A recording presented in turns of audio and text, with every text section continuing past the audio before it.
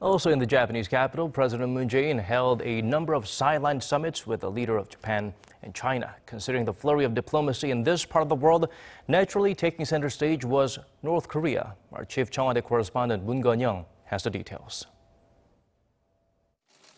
On the sidelines of the South Korea-Japan-China trilateral summit, South Korean President Moon Jae-in, on a day trip to Tokyo, held multiple talks with Japanese Prime Minister Shinzo Abe and Chinese Premier Keqiang on Wednesday. President Moon's hour-long face-to-face with Prime Minister Abe at the Japanese head of government's office centered mostly on Mr. Moon's historic meeting with North Korean leader Kim Jong-un, who is expected to have a summit soon with U.S. President Donald Trump. Prime Minister Abe stressed the importance of timing when it comes to easing sanctions on North Korea, saying North Korea cannot be rewarded just for closing down its nuclear test site or not launching ICBMs. There must be additional, more specific action by North Korea. President Moon replied South Korea has no plans to do so without the consent of the international community.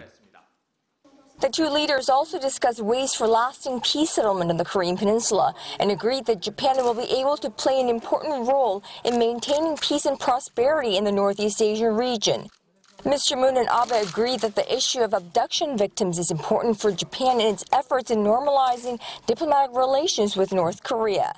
The South Korean and Japanese leaders' fourth bilateral summit in the last year ended on a more celebratory note at a luncheon meeting that followed. I would like to thank President Moon Jae-in for making this visit, especially as he approaches his one-year anniversary since being inaugurated.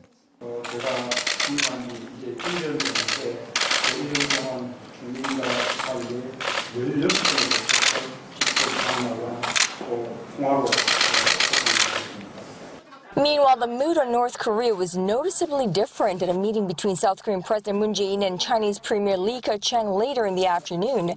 The two agreed on the importance of their joint efforts to peacefully denuclearize North Korea and saw eye to eye on the need to seize this rare opportunity for peace settlement on the Korean Peninsula created by the Inter-Korean Summit and the North Korea-U.S. Summit soon to take place. Moon Connyoung, Arirang News.